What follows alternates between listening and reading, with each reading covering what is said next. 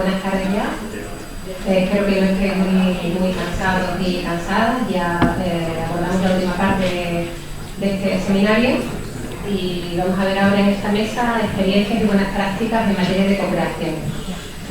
Esta parte va a ser un poquito quizás más práctica. Vamos a poder ver ejemplos reales de lo que implica hacer cooperación.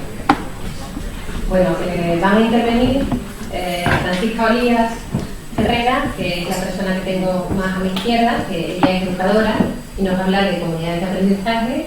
Después va a intervenir Raúl Oliván, que es responsable de la Agencia de Innovación Zaragoza Activa del Ayuntamiento de Zaragoza. Y en último lugar intervendrá Sara Hernández Cibabe, que es la directora de la Oficina de Gestión del Cambio de Diputación Provincial de Huelva. Empieza hablando Paqui, perdona. De Paqui, bueno, tengo que decir que ella es educadora, directora y profesora de centros educativos, antropóloga, es o ha sido coordinadora de proyectos internacionales en materia de interculturalidad, convivencia, educación y empleo con las personas adultas. También ha sido miembro del comité evaluador de varias universidades andaluzas, de las facultades de Ciencias de la Educación. Ha sido también directora de UNICEF y es coordinadora de los proyectos de Educaciudad y de las comunidades de aprendizaje en Andalucía, que es lo que nos va a hablar ella, del modelo de comunidades de aprendizaje. Según tengo entendido, las comunidades de aprendizaje son proyectos de transformación social y cultural de un centro educativo y de su entorno. Y esto, esta intervención social está encaminada a la mejora de los resultados escolares, pero también de la propia convivencia del entorno. Tiene un factor de innovación social que yo considero que es muy importante, y probablemente estas comunidades de aprendizaje sean escenarios donde la co-creación es algo constante. Así que la dejo que ella nos lo va a contar mucho mejor después de esta intervención. Muchas gracias, sobre todo por la oportunidad de poder estar aquí compartiendo con vosotros y vosotras las experiencias que estáis presentando, las experiencias que vislumbro que hay en el foro, y la oportunidad también de la magnífica ponencia que creo que esta mañana nos han dado. Sobre todo también agradecer a Teresa y a la FAN el compromiso y la oportunidad que me da de participar en este foro, hablando un poco de algo que es a coste cero, lo digo al compañero de los barrios, a coste cero, y con un voluntariado digno de encomio en el mundo educativo, pero que al mismo tiempo tiene su trascendencia en el entorno más inmediato, como es el local o el zonal. Las comunidades de aprendizaje tienen una posibilidad transformadora. Yo he tenido la oportunidad de verlas precisamente en persona, en los 3 barrios aquí en Sevilla, en persona en Las Navas en Jaén, en persona en Cádiz, en San Lucas la Mayor, en persona en Huelva, en el Campillo, en personas en Granada, en las zonas de mayor problema de Granada, en la zona de Sevilla. Así que hay oportunidad de transformación. Como se ha hecho referencia esta mañana a una frase que a mí me encanta, porque yo creo que define lo que es esa misión colaborativa y transformadora, es aquella frase de Paulo Freire, ¿no? Todas las personas sabemos algo, pero desconocemos mucho más y desconocemos muchas cosas, y por tanto, lo había dicho, creo que ha sido Sandra, todas las personas tenemos mucho que aportar y mucho que aprender. Y precisamente esa es la filosofía en la que se basa las comunidades de aprendizaje, en qué es lo que podemos dar de nosotros mismos para enseñar a los demás. Que no es una comunidad educativa, voy a intentar diferenciarlo, no es una comunidad educativa solo, sino que es una comunidad de aprendizaje algo más amplio. Aquí hay ayuntamientos en los que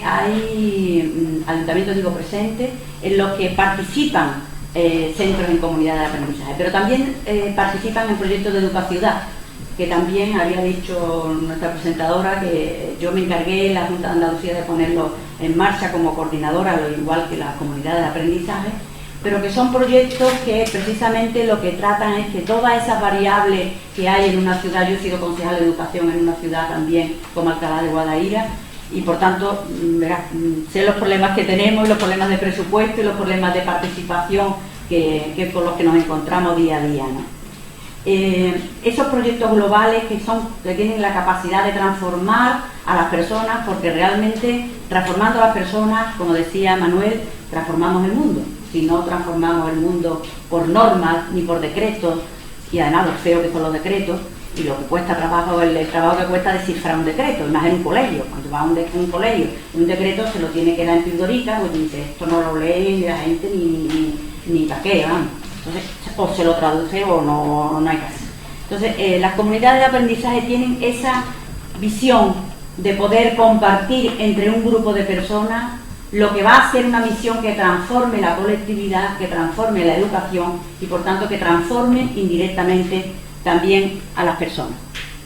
Los objetivos que tienen los proyectos de comunidades son muy similares a los objetivos que tenéis en el proyecto de Cross Creative y en los proyectos que habéis definido esta mañana. Proyectos en el que implican a la ciudadanía, implican a los profesionales, implican servicios, intentan innovar por y para las personas y tienen que hacer frente a los retos actuales, que son como la visión esa un poco catastrófica que hemos comentado en el café, que nos han dicho esta mañana, pero que la realidad es la que hay y es esa a la que tenemos que enfrentarnos. En el seminario lo que se pretende, por tanto, es ver cuáles son cómo fomentar esa corresponsabilidad, cómo fomentar esa ciudadanía que colabore desde todas las dificultades que supone también esa colaboración, con todas esas dificultades que entraña, como nos habían dicho esta mañana, para mejorar en definitiva unos servicios con una satisfacción y una eficiencia asegurada. Bien, en este contexto, ¿qué son las comunidades de aprendizaje? ¿Qué son? ¿Cómo surgen en Andalucía? ¿Cuál es su singularidad y cómo se gestionan? Hay entre eso que hemos comentado esta mañana en el café, entre ese océano de incertidumbre en el que estamos metidos, hay algunas islas de certeza, algunas pequeñas islitas de certeza, que ahí es donde nos tenemos que agarrar. Precisamente, por lo menos los educadores y educadoras nos agarramos a eso para saber qué cosas son las que nos dan resultados. Y si sabiendo esas cosas, y en los pueblos igual, qué cosas son las que nos dan resultados, para saber a partir de ahí poder construir. Y eso no se puede hacer como no sea evaluando. Bien, las comunidades de aprendizaje, no lo tengo puesto ahí, pero me interesa resaltarlo. Son proyectos educativos que, como ha dicho Isma, como ha dicho Isma, son proyectos de transformación, pero proyectos de transformación cultural que ahora iremos viendo cómo, ¿no? Pero están reguladas en Andalucía, en la única comunidad autónoma donde se reguló precisamente a petición de los centros educativos de varias zonas de Andalucía, en concreto de Linares en Jaén, puntera, de Sevilla, también puntera, y en zonas de Granada, donde habían empezado a soñar y a hacer algo diferente y a innovar, porque estaban metidos en una situación en la que no le encontraban salida a lo que estaban haciendo. Bien, pues se legisló, si bien es verdad que, como decíamos antes, la legislación no es suficiente, si las leyes ayudan, pero no cambian la cultura. La cultura de la sociedad se cambia a base de mucha implicación social. Pero las leyes también ayudan. ¿Qué duda cabe de que leyes hemos vivido, la del matrimonio, la del divorcio? Es decir, que esas leyes han ido cambiando nuestra mentalidad. Las leyes inclusivas ya, cuando yo empecé hablando de integración en las escuelas, hace ya 30 y tantos años, pues hablar de integración como que te miraban raro, decían, estos niños o estas niñas tienen que estar fuera, estos no tienen por qué estar aquí. Ya eso no se cuestiona, afortunadamente, la inclusión. Se puede cuestionar a lo mejor indirectamente, pero a la gente ya es que le da vergüenza de decir, es que estos no tienen que estar aquí. Pero antes te lo decían descaradamente cuando llegaban. Yo no quiero que mi hijo se matricule en este colegio porque aquí hay 4 niños deficientes, pues sobra lo tuyo.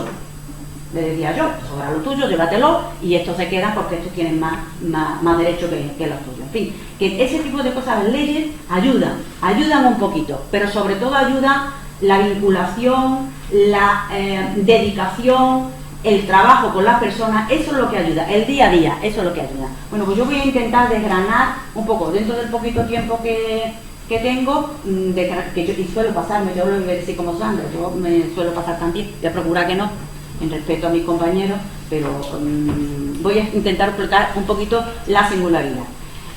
Mirad, esta mañana nos hacían referencia a la sociedad de la información en la que estamos. Es verdad que estamos en una sociedad TIC, que ya ha pasado a ser TAC, es decir, que ya no es una sociedad de la información, es una sociedad en la que hay que gestionar el aprendizaje y el conocimiento, porque la información es tan desbordante que realmente nos desborda a todos. Mirad, hacer un esfuerzo, ahora os pediría. Pensar hace 15, 20, 30 años en la escuela que habéis tenido, en la escuela que habéis recibido. Vuestra escuela, cómo era vuestra aula, cómo era vuestra escuela. Pensar ahora, después de, en algunos casos, hasta 30 años o 40 años, después, cómo es nuestras escuelas ahora. Mirad, cuando se generaliza siempre se es injusto. Digo igual que Manuel. Se generaliza y es injusto. Hay experiencias interesantísimas, y en Andalucía, donde hay 6.500 escuelas y escuelas con 2 millones de alumnos, las experiencias son buenísimas. Pero yo voy a intentar provocar un poco en esa situación. Si hacéis ese traslado de la educación y el aula como tal, que hemos tenido, la universidad, el instituto, al que tenemos ahora, vemos poca diferencia. Poca diferencia. Yo dije, me voy a llegar a jubilar y voy a ver pocas diferencias, pocas singularidades. Y eso no es posible. Ahora mismo la sociedad de la información ha provocado un tsunami en la educación, como en todo. Como en todo, no podemos vivir sin los móviles, no podemos. Nuestra sociedad se utiliza muchas veces la metáfora de la persona extraterrestre que puede llegar a nuestra tierra. Si llegara una de las personas de la Edad Media para acá, probablemente lo único que reconocería serían las universidades, serían nuestras escuelas en muchos casos, porque se sigue conformando como una diada clásica, en la que hay alumnos, profesorado y centro, el aula, nuestro profesorado y nuestro alumnado. Bien, pues esa aula es a mí me gusta compararlo, ya digo que salvando las distancias porque conozco experiencias buenísimas, como lo que el sociólogo Marc Augé hablaba de los no lugares. Sabéis la teoría de los no lugares en nuestras ciudades. Hay muchos no lugares, ¿verdad? No lugares son aquellos sitios de anonimato, que no vinculan, que no tienen pertenencia, que no generan convivencia.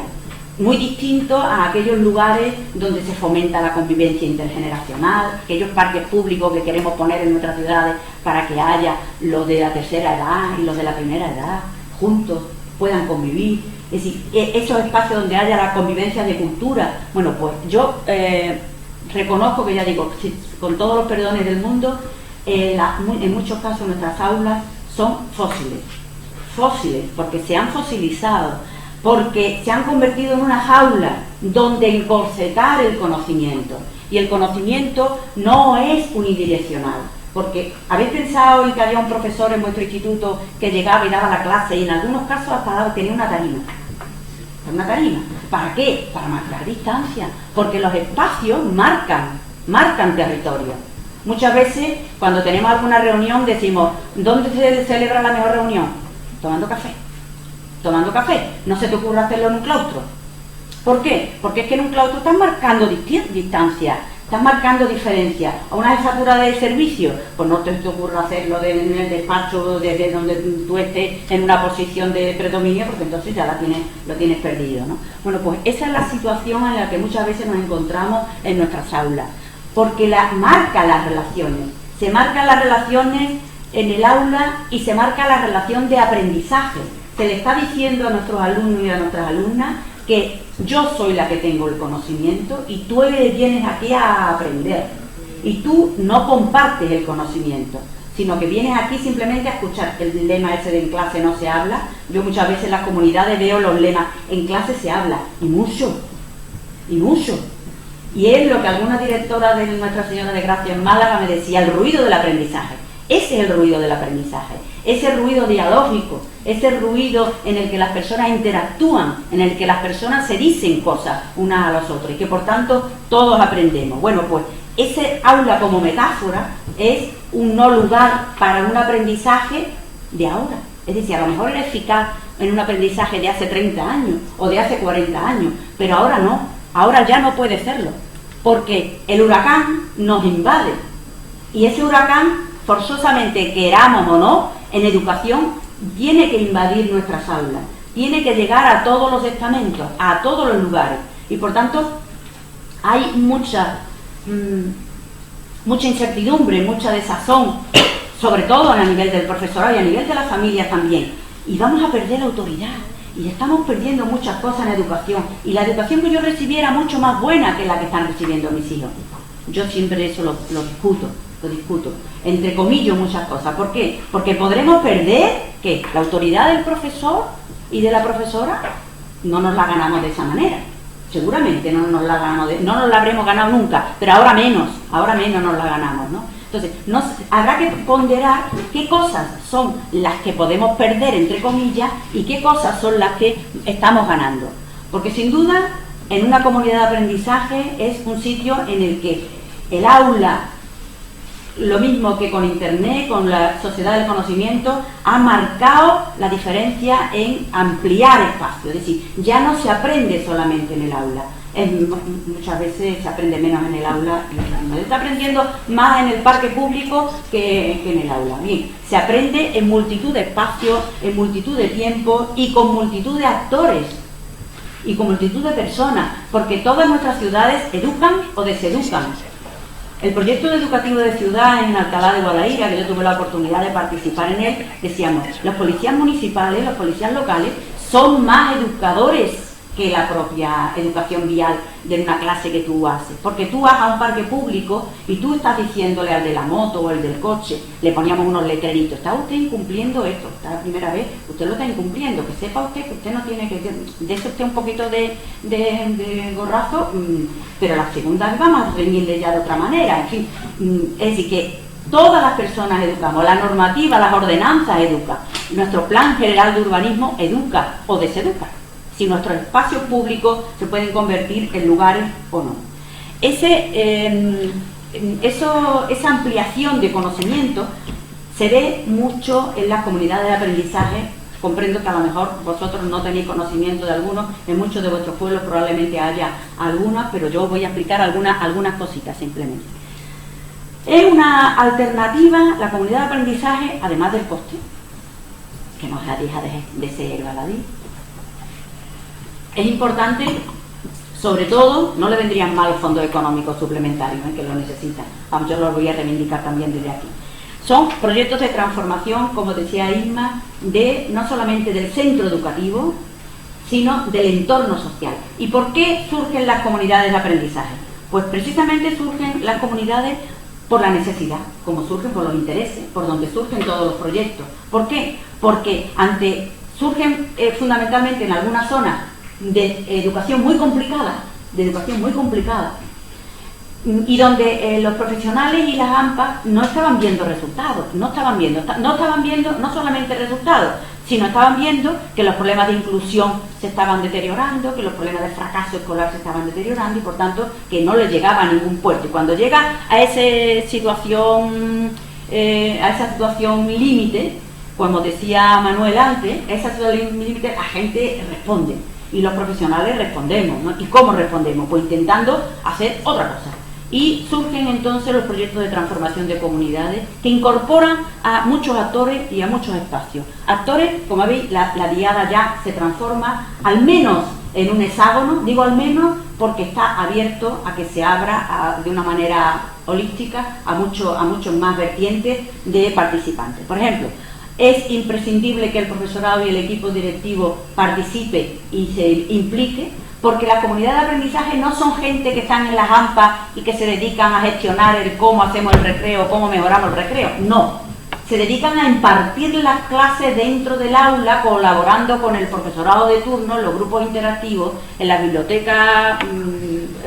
Sandra ha hecho referencia a ello.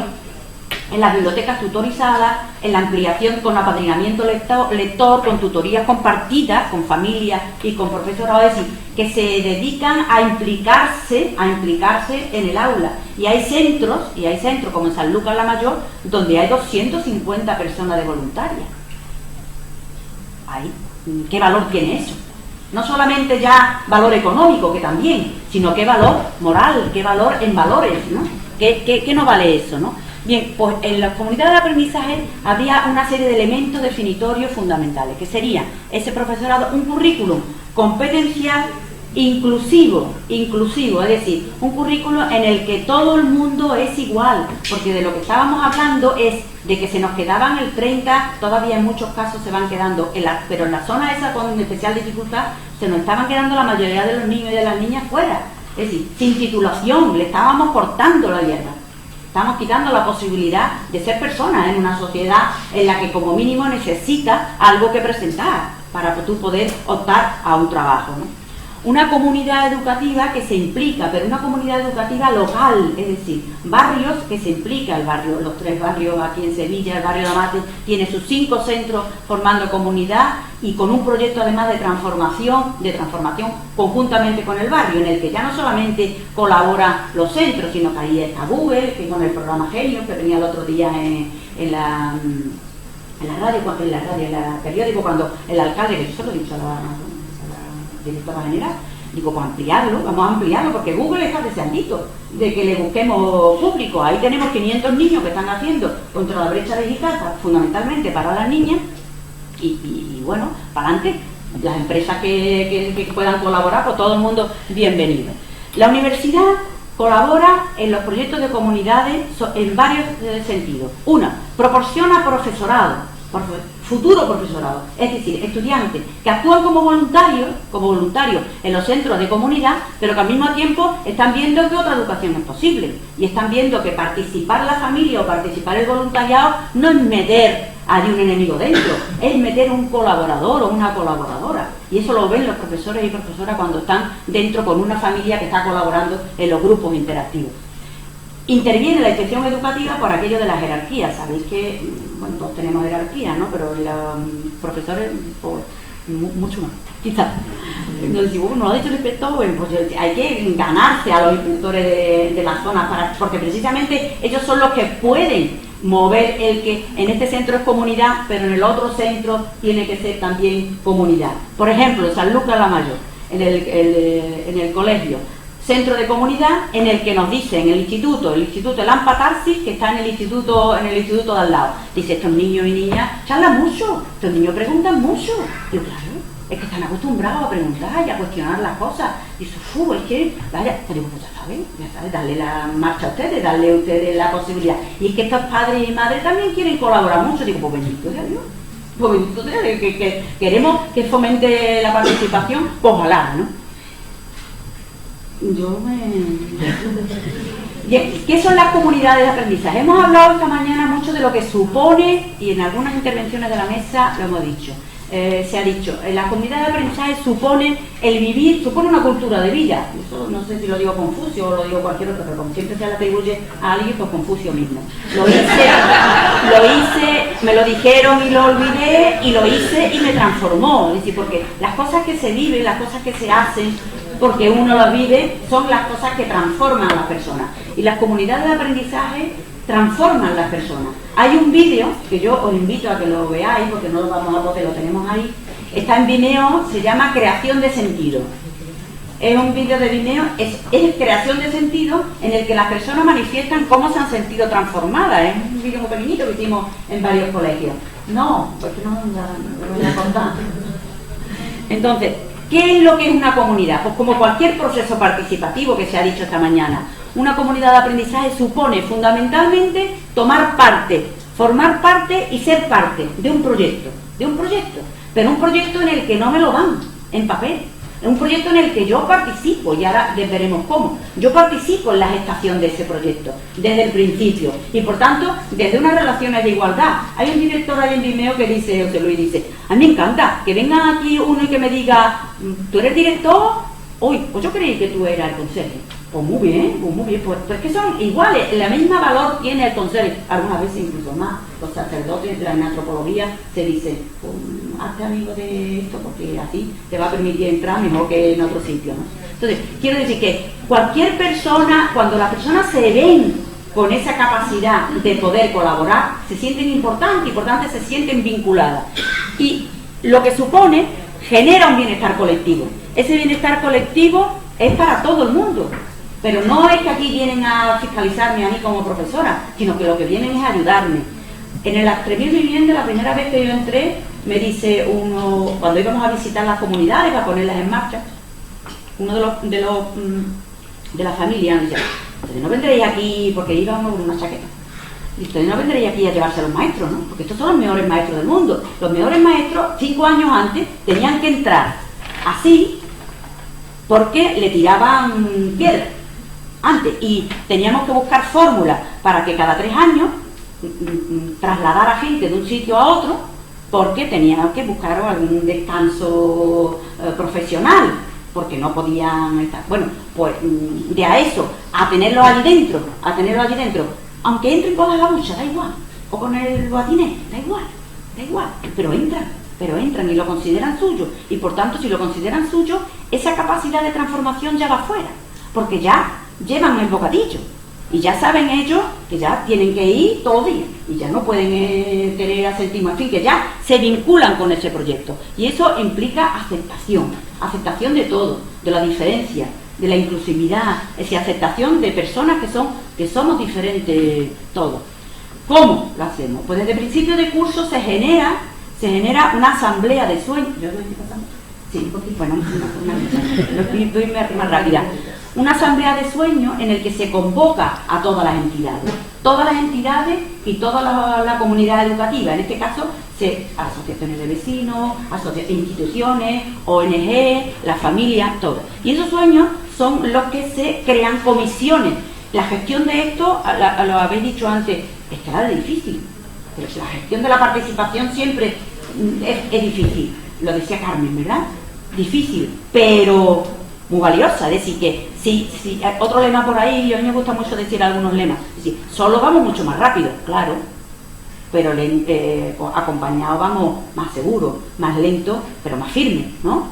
Ahora, solo un director o directora solo gestiona su colegio, claro, mira para atrás, no tiene a nadie, pero si quiere ir despacito, quiere ir con todo el mundo, tiene que hacerlo en base a comisiones que son muy mixtas, comisiones donde todo el mundo tiene el mismo lenguaje, donde todo el mundo tiene el mismo valor. Eso es importante. Cuando la comisión de sueños se dice un niño o una niña propone algo, eso es importante y vamos a destacarlo, y se proponen cosas de todo tipo, pues yo quiero una piscina en mi colegio, vale, pero se proponen cosas que yo puedo gestionar y que yo puedo hacer. Es decir, la diferencia es que no son comisiones de reivindicación solo digo, que también, sino comisiones de yo, ¿cómo puedo colaborar? Y yo he visto en Real de la Jara, por ejemplo, un pueblo de Monto, que no sé si hay alguien aquí, donde la comisión de sueños de un pueblo que no llega a los 2.000 habitantes, pues había 1.200 personas.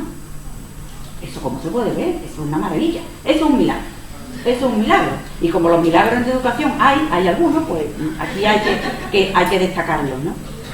Esas comisiones tienen un calendario de trabajo, tienen una rendición de cuentas, tienen un sistema de trabajo. Es decir, que no son comisiones asamblearias, sino que son comisiones reguladas por los propios centros desde su singularidad.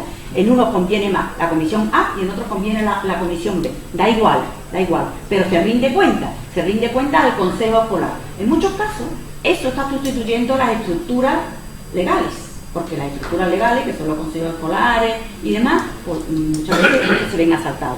La participación es múltiple en bibliotecas, en tutoría y demás. Evidencia, mirad, hay dos, como vais a tenerlo eso ahí, no importa.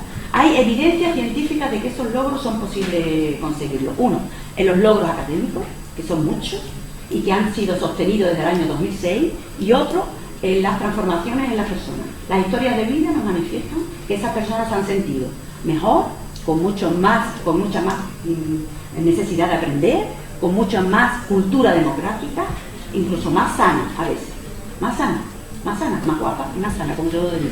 Bueno, estos son los que participan en Andalucía, no importa, y no es idílico, para nada. Hay muchas dificultades y muchas amenazas, como en cualquier proceso de participación, pero esas amenazas se convierten para muchos en oportunidades para construir y como en muchos de vuestros casos, oportunidades para avanzar. Y yo creo que hacer las cosas es posible, es cuestión de querernos, hacerlas y creernos. Gracias.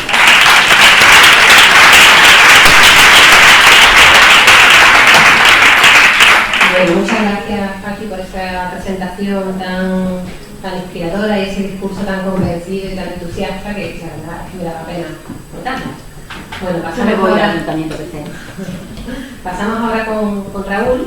Raúl Oliván es el responsable de la Agencia de Innovación Zaragoza Activa, del Ayuntamiento de Zaragoza, como dice. Raúl se confiesa un apasionado de la innovación social y de los ecosistemas colaborativos. Él es licenciado en Publicidad y Relaciones Públicas y diplomado en Trabajo Social.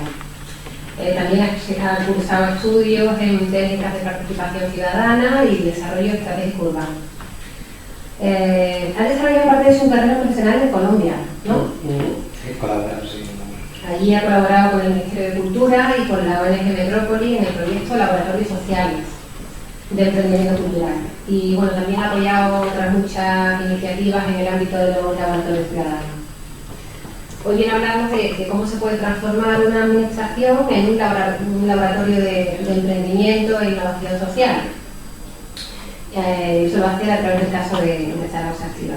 No voy a mencionar todos los proyectos que han surgido en el seno de Zaragoza Activa, ya que tengo que eso lo va a hacer Raúl en su presentación, pero sí quiero hacer referencia a los muchos reconocimientos que ha tenido este proyecto, que ha sido otorgado este proyecto también fuera de España. Sin ir más lejos, el año pasado ganaron el Eurocities Awards, que son los Oscars de las ciudades, y compitieron en la final con Helsinki y Niza.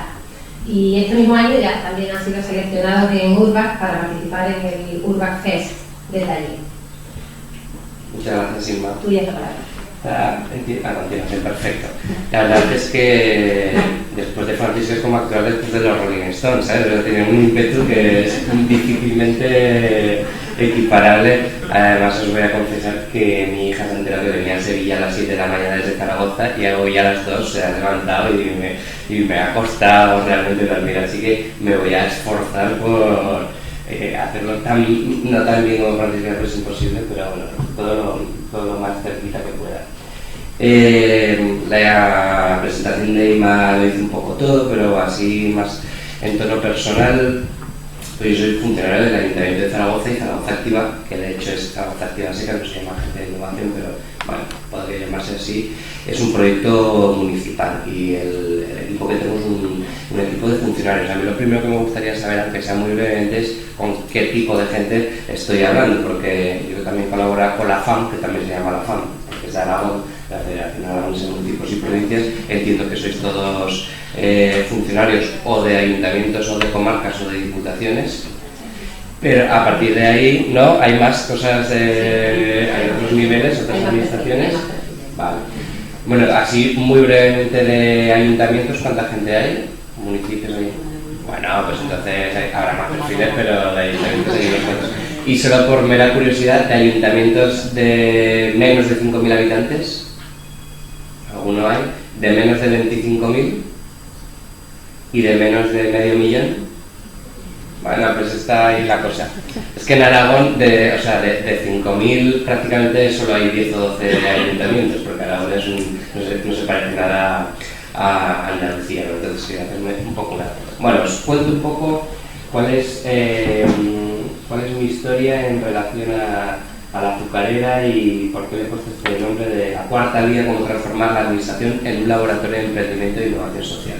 Y os contaba que soy funcionario del Ayuntamiento desde hace por lo menos ya 14 años y tuve la suerte de que esta azucarera, que es un edificio del siglo XIX de 4.000 metros cuadrados, pues estaba vacía, el Ayuntamiento estaba muy enfocado a la Expo y este edificio que se había quedado fuera de las inversiones de la Expo pues estaba rehabilitado pero a falta de consolidar, ¿no? Entonces, bueno, pues tuve la oportunidad de engañar al alcalde, entre comillas, y de que me diera las llaves de la azucarera, que siempre por los años después de eso, siempre decía, no supiste lo que hacías, le diste las llaves al zorro, ¿no? Metiste al zorro en el gallinero.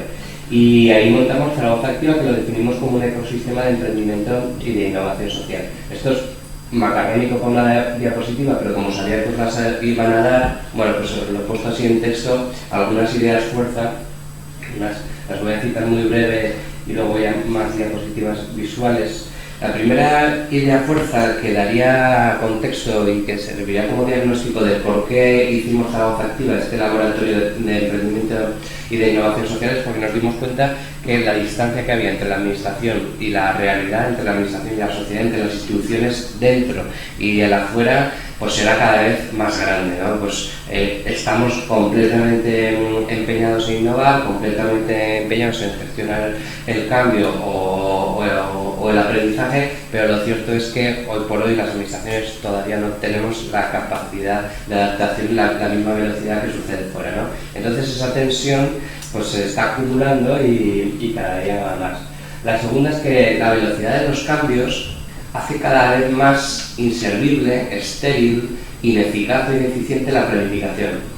Yo entré en la administración y si muchos de vosotros, por las caras que os veo, pues seréis de mi generación, algunos más mayores, algunos incluso más jóvenes también, pero bueno, entramos en un momento en el que la planificación era poco menos que la religión de la administración, ¿no? El New Management que había saltado del mundo de las empresas al mundo de la administración pública, los planes de calidad, en fin, las cartas de servicio y los ISOs y todas estas cosas, que entonces, bueno, pues nos pusimos en modo planificación.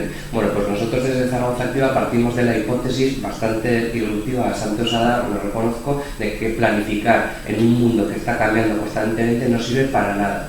O sirve para muy poco, porque tú eres capaz de planificar un servicio, diseñarlo, pero la realidad que da la necesidad de ese servicio cambia completamente en cosa de 3 o 4 años. Nosotros, por poner un ejemplo, diseñamos unos servicios de ordenadores con acceso libre a internet y tal, porque nos parecía que era un servicio, y ahora ya, como no tiene sentido, pues todo el mundo tiene internet en el móvil, ¿no?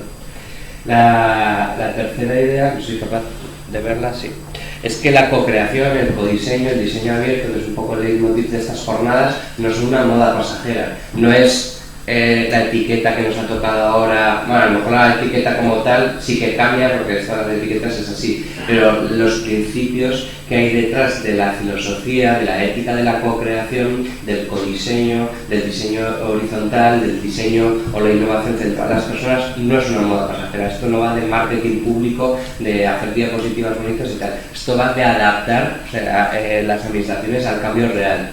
Y va de que hay algunas administraciones, que es un poco la cuarta idea, que han entendido este cambio. Algunas administraciones, sobre todo periféricas, de servicios pequeños, que en este caso nosotros lo podemos hacer porque somos emprendimiento e innovación, porque reconozco que es más fácil hackear el emprendimiento y la innovación que no el sistema educativo, ¿no? Por ejemplo, que es muy serio, o el urbanismo de un ayuntamiento, ¿no? O los servicios públicos, que desde luego se puede experimentar, investigar e innovar, pero claro, los cambios tienen que ser mucho más sensibles. Y la quinta idea, que es un poco la que daba título a mi ponencia, es que detectamos una serie de movimientos estructurales, metodológicos y discursivos que estarían creando un cuarto territorio que le llamo la cuarta vía, que sería la confluencia de lo público, lo privado y lo social. Nosotros en Zaragoza Activa estamos trabajando en ese cuarto espacio, que somos un proyecto público y por lo tanto trabajamos para el interés general y además aportamos seguridad jurídica, pero al mismo tiempo incorporamos a nuestro ecosistema y a nuestro modo de hacer empresas su lógica del beneficio, su lógica de enfocado a objetivos, su lógica de innovación disruptiva y rápida, y en tercer lugar aportamos la lógica del sector social, ¿no? Que ejerce siempre un mayor nivel de empatía y de legitimidad. Y nosotros estamos se está creando y nosotros estamos intentando jugar en ese escenario de confluencia, ese cuarto sector. Yo pienso que las administraciones del futuro son las administraciones que se edifican y juegan en este escenario de confluencia del cuarto sector, donde podemos coger un poco lo bueno de todos. El resto de las 10 ideas fuertes, las otras 5 tienen que ver con el proyecto, que os lo cuento así muy rápidamente. Esta es la azucarera del Raval hace años. Bueno, aquí hay una serie de ideas, os voy a contar desde desde que nacemos en 3 etapas hasta ahora. La primera fue de 2010 a 2013. Nosotros, bueno, pues lo que pusimos en marcha fue pues, un espacio donde sobre todo nos interesaba que sucedieran cosas, ¿no? Para nosotros la unidad mínima del resultado era cuántas personas producen cuánto valor, ¿no? Y por eso no nos servía que fuera pues, un edificio vacío, tenía que ser un edificio lleno de vida y bueno, por eso en vez de volcarnos y orientarnos a servicios que genera mucha frustración porque diseñar un servicio implica diseñar un plan, un programa estratégico y formar unas personas específicamente para eso, y a lo que lo pones en marcha a los 3 o 4 años ya está viejo, pues nosotros nos volcamos en actividad que es una locura porque estás permanentemente pues generando una agenda nueva que te tensiona como organización pero que hace que te oxigene, ¿no? y sea más interesante. Esto es pues, sin más.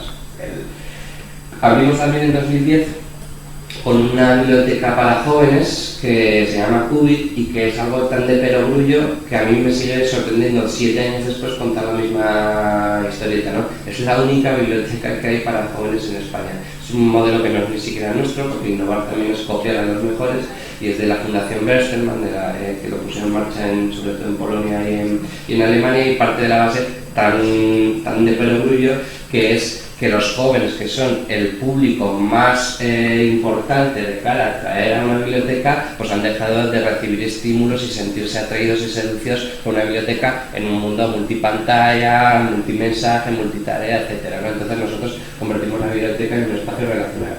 Tenemos un vivero de empresas también desde el principio de 2010, esto es menos novedoso, en su momento aún lo era, pero estoy seguro que ya conocéis mucho y muchísimos de vuestros pueblos tienen viveros de empresas que han proliferado mucho en los últimos años.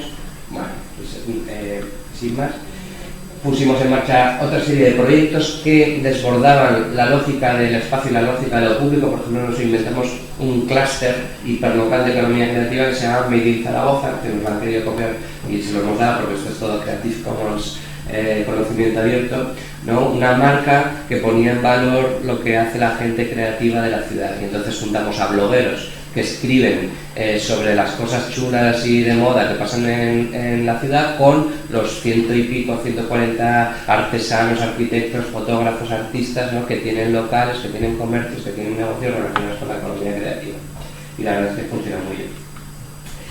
En 2013 generamos 3 proyectos que para nosotros son como un golpe de timón muy grande, ¿no?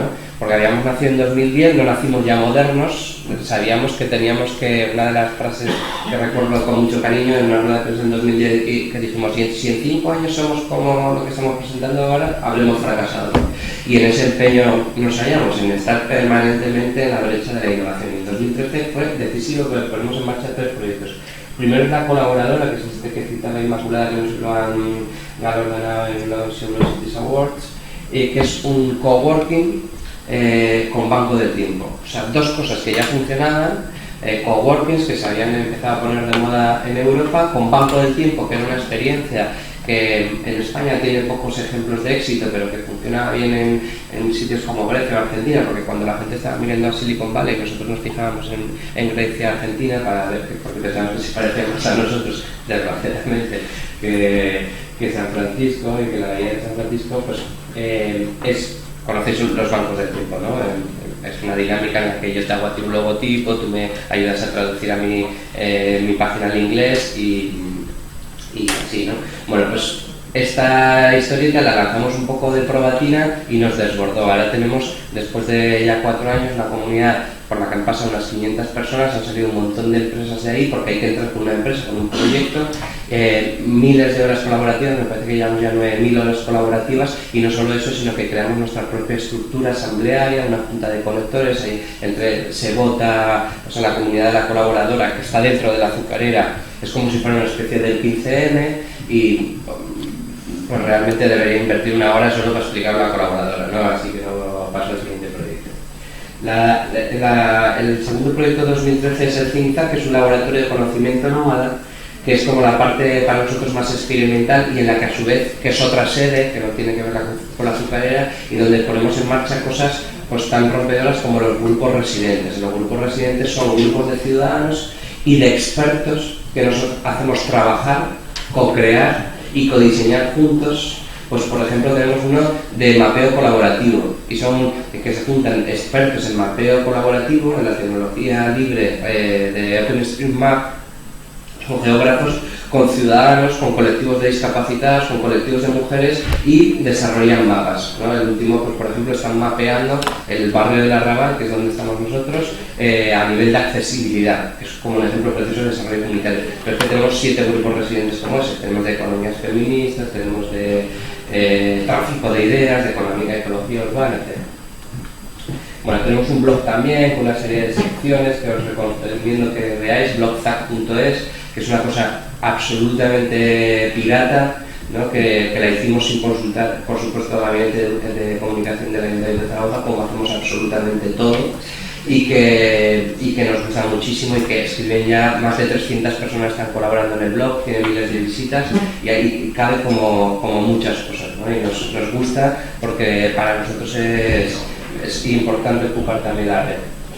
Y en la red precisamente fue el tercer proyecto completamente disruptivo de 2013, que fue la red ZAC, que es nuestra propia red social. Nosotros, como tantos otros, pues, metíamos los eventos en Facebook, pero eso significa que dábamos nuestros datos a Facebook y no podíamos luego explotarlos. Entonces decidimos crear nuestra propia red social. De tal manera que para apuntarte a una actividad tú te tienes que apuntar a la red ZAC, ¿no? Y entonces los datos, claro, los quedamos nosotros, pero para el bien común. Pero no solo eso, sino que fuimos cada vez viendo más allá. Esto también da para una hora de solo de red ZAC, porque tiene cosas dentro como muy interesantes, pero quizá lo más rompedor es que cada persona que viene a una actividad, como si fuera esta actividad, ¿no? Pues nosotros la hemos certificado con 3 competencias, de un mapa, con 1, 2 o hasta 3 competencias, de un mapa de competencias transversales que hemos definido con la Universidad de Zaragoza y que son las skills universales que van a ser necesarias en la economía digital, que son emprendimiento, innovación, inteligencia emocional, transformación social, cooperativa, comunicación, etc., ¿no? Bueno, pues si cuando tú vienes a esta actividad y realmente has venido, porque te hemos dicho el check-in que has venido, se te va actualizando tu perfil en ZAC con esas skills, que son esas medallitas que se ven ahí. Bueno, en realidad es una versión beta y no se ven todavía las medallas, pero están ahí. Tú, bueno, pues eres, de repente, ya no eres Raúl Oliván, sino que eres Raúl Oliván, y tu perfil de ZAC, que se suele posicionar entre los 3 primeros en Google, es una de las primeras entradas que un empleador, que un posible socio, que una posible persona que quiere colaborar contigo te ve, ¿no? Y va en la línea esta de currículum transversal, de portfolio por competencias, de no me cuentes que has estudiado, sino cuéntame qué sabes hacer. Y claro, esto pues estamos construyendo lo que nosotros pensamos que es la universidad del futuro, que es una universidad líquida, asíncrona, que no se parece en nada a esa universidad del siglo XIX. Bueno, tenemos también un proyecto que se llama El Semillero de Ideas, que es una escuela de emprendedores, sin más, pues, bueno, es interesante, pero quiero pasar a la última parte de 2016-2019, en la que estamos en otros 3 proyectos que para nosotros son como muy importantes y que nos van a permitir dar un salto cualitativo todavía más innovador. El primero es el MIE, que le llamamos Mediación, Innovación y Emprendimiento, y que estamos a punto de completar el primer curso. Hemos contratado a 7 personas, que esto no tiene nada de especial, sino lo interesante es que estamos intentando definir un perfil nuevo, que es un perfil que enlaza entre el mundo de los emprendedores y el mundo de los investigadores y el mundo de la administración. Son 7 personas que nosotros las contratamos durante un año para que desarrollen un proyecto de investigación y emprendimiento, pero la mitad de la jornada desarrollan actividades, o sea, se programan actividades, dinamizan su propia comunidad de innovación abierta, de tal manera que Zaragoza Activa en su programación tiene ahora pues 7 líneas, que son los 7 MIEs, que son una cosa a caballo entre los técnicos de Zaragoza Activa y esa comunidad de emprendedores. No queremos que se quede porque es una cosa temporal, pero es una forma de oxigenar, de traer el talento de la Universidad de Zaragoza dentro de la administración, de crear ventanas y puentes en estos sistemas tan rígidos que son la administración, que prácticamente es binario, o eres funcionario y pasas por oposición o no, pues nosotros estamos intentando generar zonas de confluencia, lo que nos parece interesante. El segundo, esto ya es una realidad, es una infografía aquí, pero esto ya lleva 3 meses funcionando, no he tenido tiempo de actualizar la slide, es la remolacha Hack Lab, que le llamamos el aula del futuro. Es es un hack lab, un laboratorio hacker, donde tú puedes encontrar zonas de maker, robótica, huerta y artesanía. Es un laboratorio hacker, un maker space, o media lab, o living lab, todas estas cosas que son parecidas y que se diferencian un poco entre sí, solo que nosotros lo estamos haciendo muy horizontal, abatiendo las barreras, por ejemplo, pues generando, por ejemplo, cursos de horticultura, para que se mezclen con los de las impresoras 3D y que la brecha cognitiva y la brecha de género que suele caracterizar estos proyectos pues no esté presente, ¿no? Y bueno, ahora pues por ejemplo tenemos unos proyectos preciosos dentro de aquí que vamos a lanzar, que es comunidades que se juntan a co-crear y codiseñar juntos un proyecto. Nosotros les dejamos el espacio, les dejamos las máquinas, les damos incluso una bolsa de producción de 1.000 euros. Pues, por ejemplo, el último que he leído viniendo del tren, una chica que quería hacer unas esculturas de impresora 3D, pero con tema de braille, para accesibilidad para ciegos y tal. Bueno, pues nosotros le damos el espacio, le damos difusión para que consiga una comunidad que lo trabaje y le damos 1.000 euros. Y lo único que tiene que hacer es publicarlo en Creative Commons, ¿no? Bueno, nos parece como que este tipo de comunidades también es muy interesante. Y por último, por ceñirme al tiempo, que es el único que os tengo que contar que es una obra todavía, que será la tercera sede de Zaragoza Activa y que le llamamos Centro de Nuevas Economías, pero ya están en obra para, a ver si llegamos en 2018 a inaugurarlo.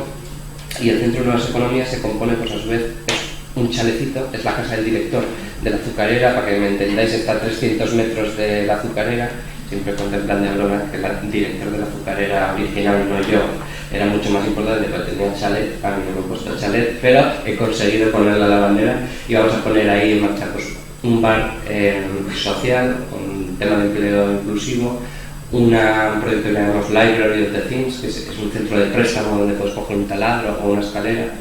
Otro proyecto que llamamos la Sunny City Commission, que sería una aceleradora urbana de proyectos de economía colaborativa y circular, y se me está olvidando alguna cosa, y un parque colaborativo que es un laboratorio al aire libre en el que estamos repensando las zonas de juego, las zonas de socialización en la ciudad. Y en 15 minutos no creo que no soy capaz de sintetizar más.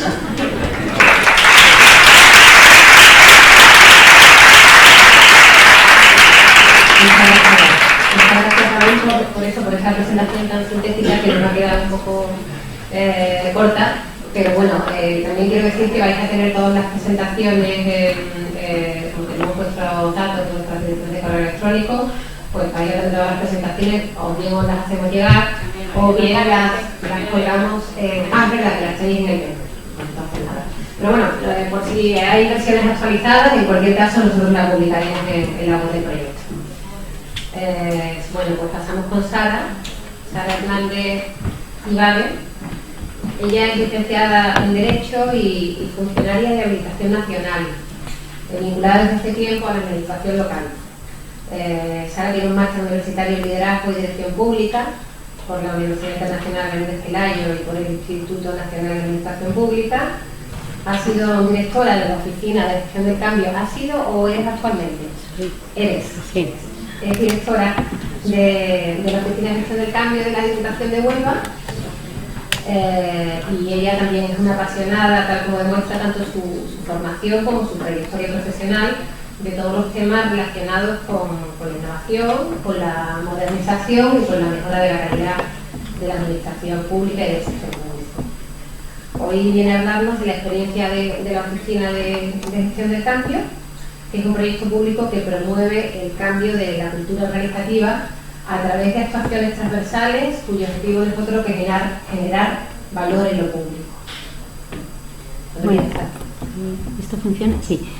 Muchas gracias, sobre todo, bueno, gracias a la FAMP por permitirme venir aquí y contar nuestra experiencia, la experiencia de la Diputación Provincial de Huelva, porque muchas veces de lo que no se habla no existe. Entonces para nosotros es importante venir, contároslo y bueno, pues si alguien se anima a iniciar el camino que nosotros hemos iniciado, no se sabe muy bien cuál es el final, pero bueno, lo importante es trabajar en ello. Bueno, yo vengo a contaros las prácticas en innovación y también en trabajo colaborativo, en co-creación, que estamos llevando a cabo en la Diputación Provincial, con dos características muy particulares que bueno, pues son dos retos que tenemos que superar. El primero, el tipo de organización en la que estamos llevando a cabo estas prácticas. Una diputación provincial. Es un ente desconocido en muchos casos para los propios ciudadanos, la gente no sabe a qué se dedican las diputaciones y además es una estructura, las diputaciones tienen una estructura muy del siglo XIX, una estructura muy vertical, muy jerárquica, con lo cual innovar en este tipo de organizaciones pues a veces es muy complicado, ¿no? Y por otro lado tenemos otro reto más que superar y es el hecho de que nosotros no nos relacionamos directamente con los ciudadanos, sino que nos relacionamos con otras administraciones, que en estos casos son los ayuntamientos de nuestro territorio, y esto hace pues que la necesidad de cambio en la que están sumergidas las administraciones, o lo que tienen que abordar de una manera inexcusable, pues se pueda diluir de alguna manera, porque no tenemos a los ciudadanos, que parece que siempre vamos un poco a la vanguardia o le vamos pidiendo cuentas a nuestras administraciones de cómo tienen que prestarnos los servicios, cómo tienen que facilitarnos la vida, pues a nosotros se nos diluye un poco al ser una administración pues un poco intermedia, ¿no? Sin embargo, yo creo que las diputaciones hoy en día se tienen que convertir en el referente de todos los ayuntamientos para abordar todas estas transformaciones y para darles las herramientas que los ayuntamientos en muchos casos no tienen o no pueden conseguir para abordar estos cambios, ¿no? Entonces, dicho esto, ¿cómo se inicia el proceso de cambio dentro de una organización, ¿no? Bueno, pues muchas veces las organizaciones tienen que estar maduras para poder afrontar procesos de innovación o procesos en los que utilices técnicas que hasta ahora pues no se utilizaban dentro de las administraciones. Perdón, me estaba despistando. Vale, ¿por qué? Porque cuando hablas de conceptos como la innovación dentro de las administraciones, pues os puede pasar como a mí me ha venido ocurriendo durante muchos años. Pues soy un electroduende y nadie me comprende porque hablas de cosas que la gente te mira y dice, pero háblame normal, háblame de procedimiento administrativo, háblame de leyes, háblame de reglamentos, y nosotros hablamos de otras cosas. Entonces dices, esto no quiere decir que sea excluyente, para nada, estamos hablando en un mismo marco, tenemos que respetar nuestras competencias y por supuesto la ley, pero ¿por qué no nos atrevemos a pensar de una forma diferente y por qué no nos planteamos el hacer las cosas de otra manera? Entonces hay veces que hay que ir por delante un poco con el mensaje, hay que ir fomentando ese clima para que se entienda de qué estamos hablando y para que, bueno, pues la gente sienta curiosidad y sienta la necesidad de saber qué está ocurriendo ahí fuera, ¿no? Entonces yo digo que muchas veces los que estamos dentro de las organizaciones tenemos la responsabilidad también de aprender, de salir y de formarnos y de entender qué es lo que está ocurriendo fuera, ¿no? Entonces eso es lo que yo llamo, bueno, pues estas escuelas de magia, que para mí han sido las escuelas de innovadores públicos, que en mi caso ha sido el INAP, también el IAC, hoy puede ser aquí la FAMP, ¿no? De escuchar qué están haciendo en otros sitios, qué está ocurriendo y sobre todo es muy importante saber que es real, ¿no? Que se está consiguiendo y que no es solamente pura teoría. Bueno, en el caso de Raúl lo hemos visto, ¿no? Entonces, bueno, pues saber que se puede. Bueno, pues dicho esto, y después de haber pasado por esta escuela de magia, estas escuelas de innovadores, llega, bueno, pues el caso propio de la Diputación, ¿no? Que es la creación, el nacimiento de la Oficina de Gestión del Cambio. Hoy en día la Oficina de Gestión del Cambio es la herramienta que está utilizando la Diputación Provincial para abordar proyectos e iniciativas innovadoras, no desde el punto de vista tecnológico, sino desde el punto de vista un poco de la cultura organizativa, de la transformación que tenemos que abordar, que hasta ahora, bueno, pues no encajaban dentro de las competencias tradicionales que teníamos. ¿En qué departamento estaban? No existía ningún departamento que afrontara esto, ¿no? Entonces, bueno, pues nosotros pretendemos o luchamos porque haya un cambio en nuestra cultura organizativa a través de un trabajo muy colaborativo y un trabajo muy transversal. ¿Por qué he elegido esa imagen del juego de hundir la flota? Bueno, pues lo vais a entender rápidamente, porque la Oficina de Gestión del Cambio a día de hoy es el pequeño submarino de 2 plazas que va navegando en unas aguas un poco turbulentas y nos estamos encontrando con los transatlánticos, que son las demás áreas, que son muchas veces infranqueables, con esa estructura vertical y jerárquica, que no quieren oír hablar de transformación porque entienden que no la necesitan, y nos estamos encontrando, bueno, pues con las resistencias que ya todos conocéis. ¿Y cuál es nuestra misión? Bueno, pues encontrar la grieta por donde se está filtrando el agua, ¿no? Para poder entrar, para poder plantear nuevas cosas, nuevos conceptos, nuevas maneras de trabajar de forma colaborativa, no en vertical, y bueno, pues lograr esa transversalidad, porque en definitiva lo que nosotros pretendemos a través de este trabajo colaborativo en proyectos transversal es, bueno, pues filtrarnos. Si os dais cuenta, en este juego podíamos ir en vertical y en horizontal, pero es que hay espacios interseccionales que no están cubiertos por nada ni por nadie. Entonces, bueno, pues ocupar esos espacios y establecer casi una estructura matricial dentro de la propia estructura vertical de la organización. La Oficina de Gestión del Cambio no queremos ser el departamento ni de la innovación, ni crear un área más porque no lo necesitamos, sino que queremos ser o trabajar, mejor dicho, con todas las demás áreas de una manera colaborativa y en ningún caso decirle a los demás cómo tienen que trabajar, sino que ellos nos aporten su conocimiento, su experiencia y nosotros también las herramientas que tenemos.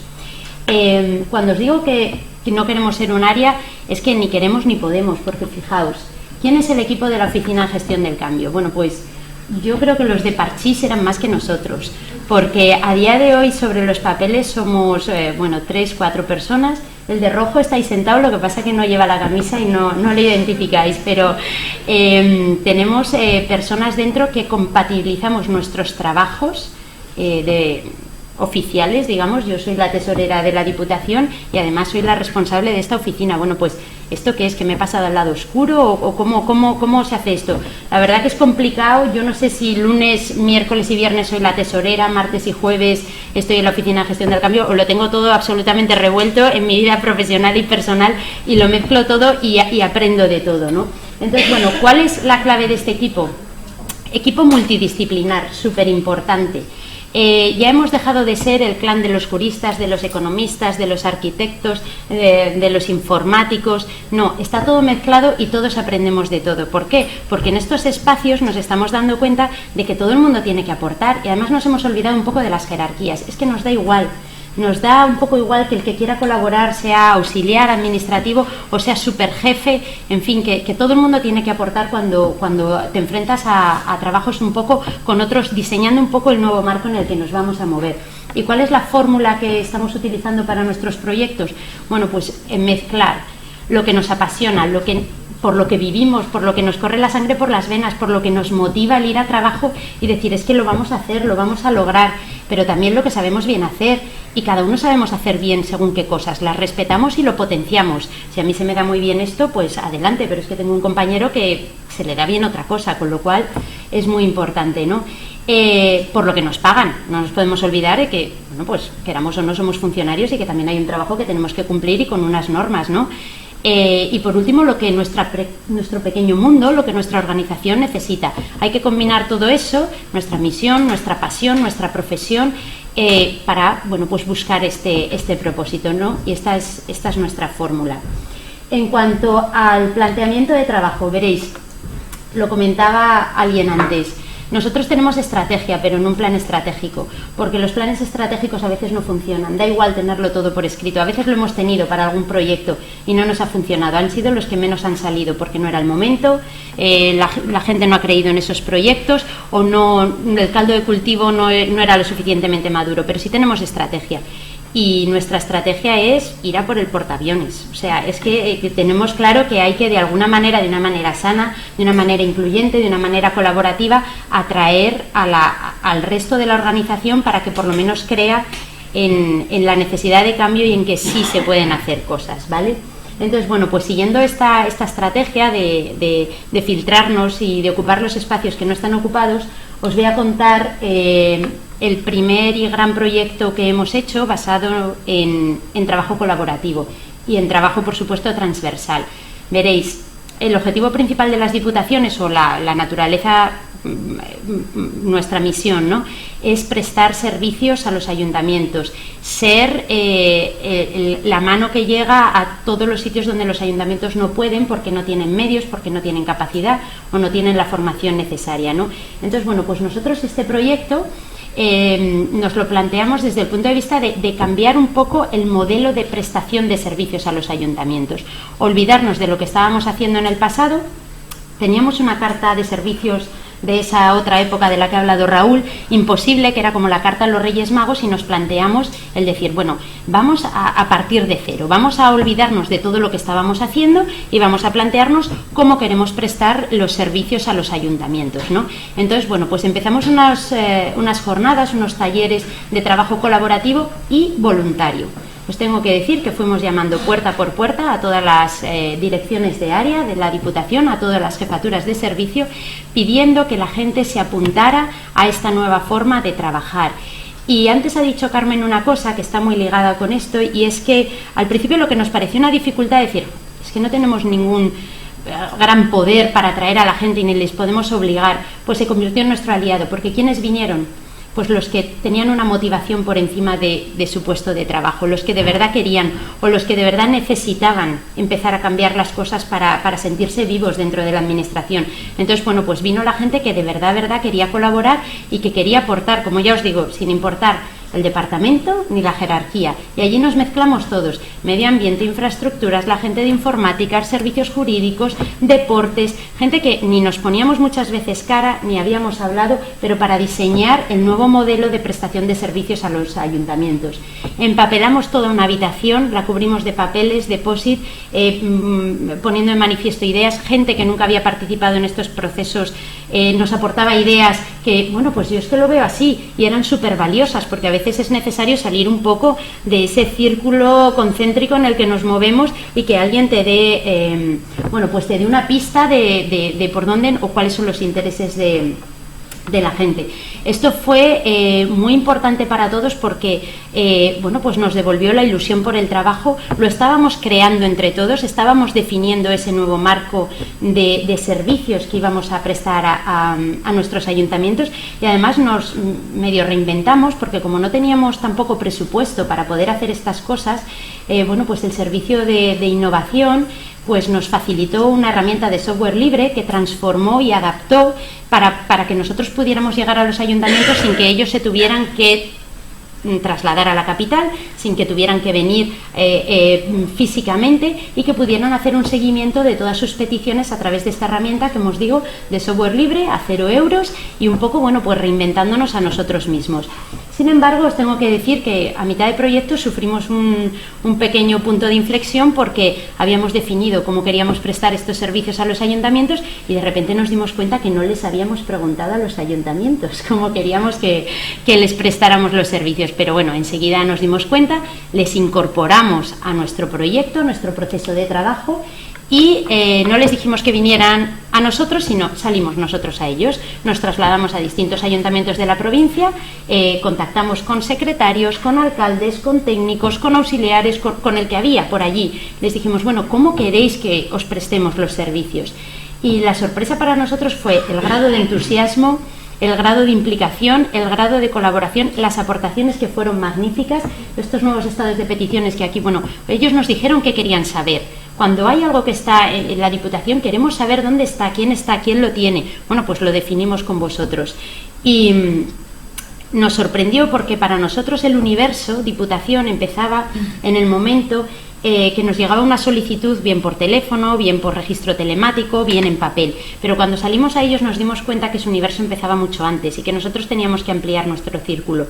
Cuando a ellos se les generaba la necesidad de hacernos una petición o les surgía la necesidad de un servicio, empezaba mucho antes, con lo cual nos dimos cuenta que a veces lo ponemos muy difícil, pidiendo datos, burocracia, y entonces empezamos un poco a recorrer un camino que no nos correspondía estrictamente, pero que ayudaba al procedimiento, ¿no?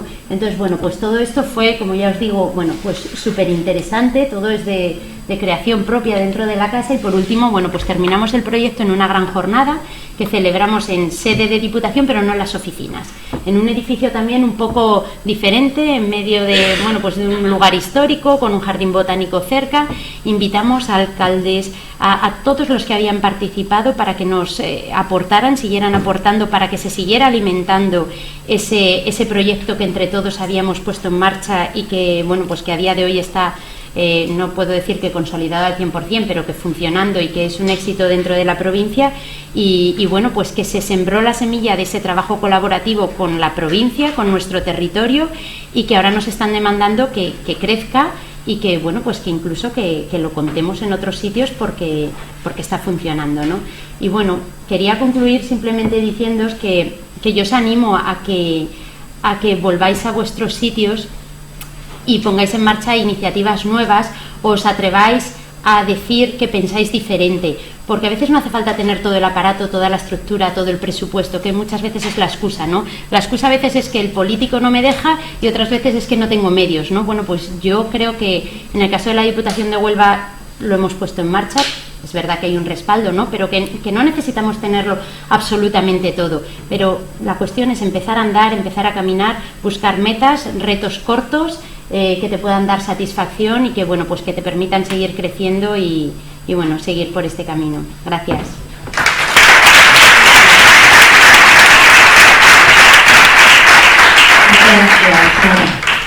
No sé si hay alguna pregunta para alguno de los tres ponentes. ¿Tenéis alguna pregunta? Bueno, la gente está pensando en poner, ¿eh?